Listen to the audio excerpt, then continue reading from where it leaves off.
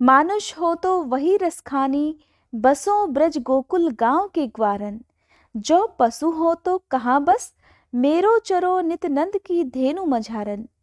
पाहन हो तो वही गिरि को, जो कियो हरि छत्र पुरंदर धारन। जो खग हो तो बसेरो करो, मिली कालिंद कूल कदम की डारन। कवि रसखान जो कि बहुत बड़े कृष्ण भक्त थे, उनकी सारी कविताएं भगवान कृष्ण को समर्पित थीं। उन्होंने इस कविता में अपनी श्रद्धा का वर्णन किया है। कहते हैं कि चाहे मनुष्य का शरीर हो या पशु का, हर हाल में ही ब्रज में निवास करने की कवि रसखान की बहुत इच्छा है। आप देखिए कि कवि भगवान कृष्ण से जुड़ी हुई हर वस्तु का कितना सम्मान करते हैं। उनके मन में भगवान कृष्ण के प्रति कितना प्रेम है। कवि कहते हैं अगर उन्हें मनुष्य का जन्म मिले तो वे गोकुल के ग्वालों के रूप में बसना चाहते हैं। अगर उन्हें पशु का जन्म मिले तो नंद बाबा की गायों के साथ चरना चाहते हैं। अगर पत्थर हो तो उस गोवर्धन पहाड़ पर वो पत्थर बनना चाहते हैं जिसे भगवान कृष्ण ने अपनी उंगली पर उठा लिया था। अगर उन्हें पक्षी का जन्म मिले तो उन्हें यमुना नदी के किनारे कदम की डाली पर बसेरा करना पसंद होगा। ओम श्री कृष्णाय नमः। आप सभी पर भगवान कृष्ण की कृपा बनी रहे। उम्मीद करती हूँ आप मेरे चैनल पर मार्गशीर्ष मास के सभी अध्याय सुन रहे होंगे। इन अध्यायों में हर दिन मैं आपको भगवान कृष्ण से जुड़ी कहानियां सुनाती हूँ। अगर आपने इन कहानियों को अब तक नहीं सुना है तो आप सभी से अनुरोध है, मेरे चैनल पर जाकर भगवान कृष्ण की इन कहानियों का रसपान जरूर कीजिएगा। आज की कहानी में मैं आपको सुनाने वाली हूँ भगवान कृष्ण की एक ऐसी कहानी जब उन्होंने पहली बार गाय चराने के लिए नंद बाबा से देखिए किस तरह से विनती की थी। यहाँ तक कि उन्होंने जो पंडित जी थे उन्हें भी माखन मिश्री का लालच दिया था। भगवान कृष्ण का गायों के प्रति प्रेम तो सभी को पता है, लेकिन कहते हैं कि जिस दिन भगवान कृष्ण ने सबसे पहली बार गायों को चराना प्रारंभ किया था, उस दिन को नंद बाबा ने गोपाष्टमी के नाम से मनाना प्रारंभ कर दिया था। वैसे तो कार्तिक मास के शुक्ल पक्ष की अष्टमी तिथि को गोपाष्टमी का त्योहार मनाया जाता है। इस दिन भगवान कृष्ण के साथ साथ गाय और बछड़ों की पूजा की जाती है। लेकिन मार्गशीर्ष का महीना क्योंकि भगवान कृष्ण को समर्पित है, तो इस शुभ अवसर पर आज मैं आपको सुनाने वाली हूँ भगवान कृष्ण और गायों के प्रति उनके प्रेम की कहानी। अगर आप भी सुनना चाहते हैं मुरली मनोहर की ये सुंदर कहानी, तो जल्दी से कमेंट बॉक्स में कृष्ण भगवान की जय जरूर लिख दीजिएगा। कहते हैं कि जब कृष्ण कन्हैया 6 वर्ष के हुए तब एक दिन अपनी मैया यशोदा से कहने लगे, मैया अब हम बड़े हो गए हैं। तो मैया कहने लगी, अच्छा लल्ला, अब तुम बड़े हो गए हो तो बताओ अब हम क्या करें। कृष्ण कन्हैया कहने लगे, मैया आज से हम बछड़े चराने नहीं जाएंगे, अब हम गाय चराने जाएंगे। अपने लल्ला की बात सुनकर मैया यशोदा मुस्कुराने लगी, कहने लगी, अरे लल्ला, तुम अभी इतने बड़े नहीं हुए हो कि गाय चराने जाओगे, और जंगल तो वैसे भी बहुत दूर है। गाय तो जब बड़े हो जाओगे तब चराने जाना। लेकिन कन्हैया ने तो जिद पकड़ ली, मैया से जिद करने लगे। तब मैया यशोदा कहने लगी, ठीक है, अपने बाबा से पूछ लेना। बस मैया यशोदा का ऐसा कहना था, झट से कन्हैया पहुंच गए नंद बाबा से पूछने के लिए। नंद बाबा के पास पहुंचते ही कहने लगे, बाबा अब हम बहुत बड़े हो गए हैं, अब हम बच्चे नहीं रहे, आज से हम बछड़े नहीं गाय चराने जाएंगे। अब आप जल्दी से पंडित जी से कहकर गाय चराने का मुहूर्त निकलवा दीजिए।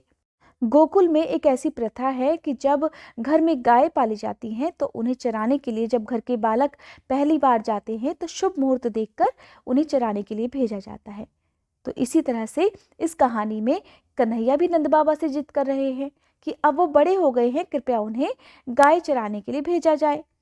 लेकिन नंद बाबा भी वही कहने लगे कि कन्हैया अभी तुम बहुत छोटे हो, अभी तुम इतने बड़े नहीं हुए हो कि गाय चराने के लिए जाओ, तुम बहुत छोटे हो, इसलिए तुम जाओ और जाकर बछड़े चराओ। लेकिन कन्हैया कहाँ मानने वाले थे, जिद पर अड़ गए। कहने लगे, नहीं बाबा, अब मैं बिल्कुल भी बछड़े नहीं चराऊंगा, अब तो मैं केवल गाय ही चराऊंगा। इस प्रकार ठुमकते रहे, नखरे दिखाते रहे और जिद करते रहे। जब कन्हैया नहीं माने तो नंद बाबा ने हार मान ली। कहने लगे, अच्छा ठीक है कन्हैया, जाओ और पंडित जी को बुला लाओ, वो गौचारण का मुहूर्त देखकर बता देंगे और उसके बाद से तुम गाय चराने के लिए चले जाया करना। अब क्या था, नंद बाबा की बात सुनकर कन्हैया जी झट से नंगे पांव दौड़ पड़े पंडित जी के पास। भागे भागे गए और कहने लगे, पंडित जी, आपको मेरे बाबा ने बुलाया है, जल्दी से घर चलिए, गौचारण का मुहूर्त दिखाना है।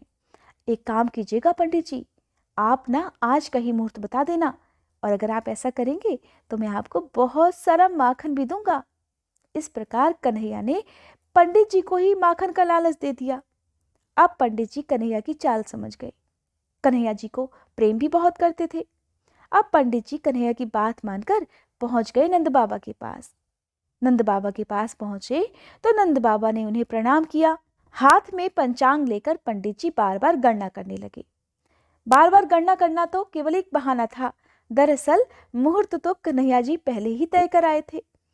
जब बार बार गणना करते हुए पंडित जी को देखा तो नंद बाबा पूछने लगे, पंडित जी क्या बात है, आप बार बार इस तरह से क्या गिन रहे हैं?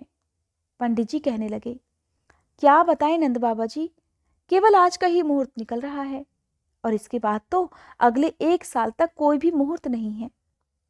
पंडित जी की बात सुनकर नंद बाबा ने अपने लाल कन्हैया को गौ चराने की स्वीकृति दे दी।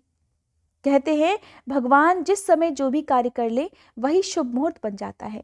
बस फिर उसी दिन से कन्हैया ने गौचारण आरंभ कर दिया और वह शुभ तिथि थी कार्तिक मास के शुक्ल पक्ष की अष्टमी। कहते हैं कि भगवान के गौचारण आरंभ करने के कारण ही यह तिथि गोपाष्टमी के नाम से मनाई जाती है। कन्हैया जी तो खूब खुश हुए, उधर पंडित जी भी खुश, क्योंकि कन्हैया ने, साक्षात भगवान ने उन्हें अपने हाथों से ढेर सारा माखन जो दिया था।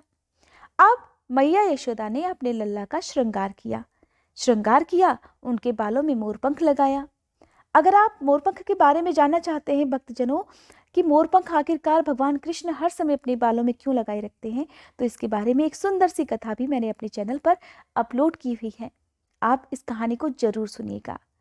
अब जब मैया यशोदा ने अपने लल्ला के सिर पर मोरपंख लगा दिया, उनका श्रृंगार कर दिया, तो अब वो अपने लल्ला को पैरों में जूतियां पहनाने लगी, क्योंकि आज पहली बार मैया यशोदा का लाल गायों को चराने के लिए जंगल में जाने वाला था। जंगल का रास्ता तो आप जानते ही हैं, पथरीला होता है, कांटों भरा होता है। कहीं मेरे लाल को कंकड़ पत्थर न चुभ जाए, तो मैया उनके पैरों में जूतियां पहनाने लगी। जब जूतियां पहनाने लगी तो लल्ला ने तो मना ही कर दिया। लल्ला कहने लगे, मैया, आप मुझे जूतियां पहनाने से पहले मेरी गौओं को भी जूतियां पहना दो। अब मैया यशोदा कहने लगी, अरे लाल, कभी भी गौएं जूतियां नहीं पहनती, वो तो नंगे पांव ही जंगल जाती हैं। कन्हैया ने जब ये बात सुनी तो मैया से कहने लगे, मैया, अगर मेरी गौएं जूतियां नहीं पहन सकती तो मैं भला कैसे पहन सकता हूँ? पहना सकती हो तो उन सभी को भी जूतियां पहना दो, नहीं तो मैं भी नंगे पांव जंगल जाऊंगा। कहते हैं कि जब तक भगवान कृष्ण वृंदावन में रहे, उन्होंने कभी भी पैरों में जूतियां नहीं पहनी। आगे आगे गाय और उनके पीछे पीछे बांसुरी बजाते हुए भगवान कृष्ण और उनके पीछे उनके भाई बलराम, और इन दोनों के साथ थे ढेर सारे ग्वाल गोपाल। इस प्रकार से भगवान कृष्ण ने उस वन में प्रवेश किया। कहते हैं तब से भगवान की गौचारण लीला का प्रारंभ हो गया। जब भगवान कृष्ण गौ चराते हुए वृंदावन जाते, तब उनके चरणों से वृंदावन की भूमि अत्यंत पावन हो जाती और वह वन गौओं के लिए भी हरी भरी घास से युक्त और रंग बिरंगे पुष्पों का भंडार बन गया।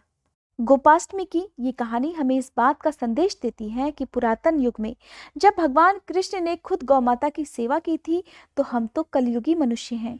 ये त्योहार, ये दिन हमें ये बताता है कि हम सभी अपने पालन के लिए गाय पर ही निर्भर करते हैं। गौ माता हमारे लिए पूजनीय है। सभी जीव जंतु वातावरण को संतुलित रखने के लिए उत्तरदायी हैं और एक दूसरे के प्रति सभी ऋणी हैं, और यह दिन हमें इसी बात का संदेश देता है।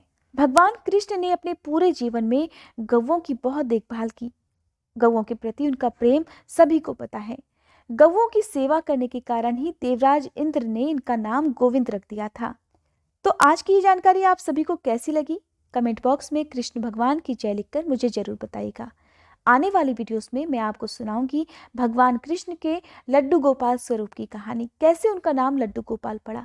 भगवान कृष्ण ने अपने बचपन में ही बहुत बड़े बड़े दैत्यों का भी संहार कर दिया था। कंस का तो उन्होंने वध किया ही था, लेकिन कंस के अलावा भी बहुत सारे ऐसे दैत्य थे जिन्हें कंस ने भगवान कृष्ण को मारने के इरादे से भेजा था। किस प्रकार भगवान श्री कृष्ण ने अपने बचपन में ही इन भयानक दैत्यों का वध कर दिया था, इस बारे में जानने के लिए आप मेरी आने वाली वीडियोस का इंतजार जरूर कीजिएगा। आप जब कभी भी कोई भी पौराणिक कहानी सुनते हैं, कोई भी धार्मिक कहानी सुनते हैं, तो बस अपनी आंखें बंद कर अपने मन की आंखों से खुद ही सुंदर चित्रण कर सकते हैं। इस तरह से कहानी सुनने में आपको और अधिक आनंद आएगा। उम्मीद करती हूँ आप मेरी आने वाली वीडियोस का इंतजार जरूर करेंगे।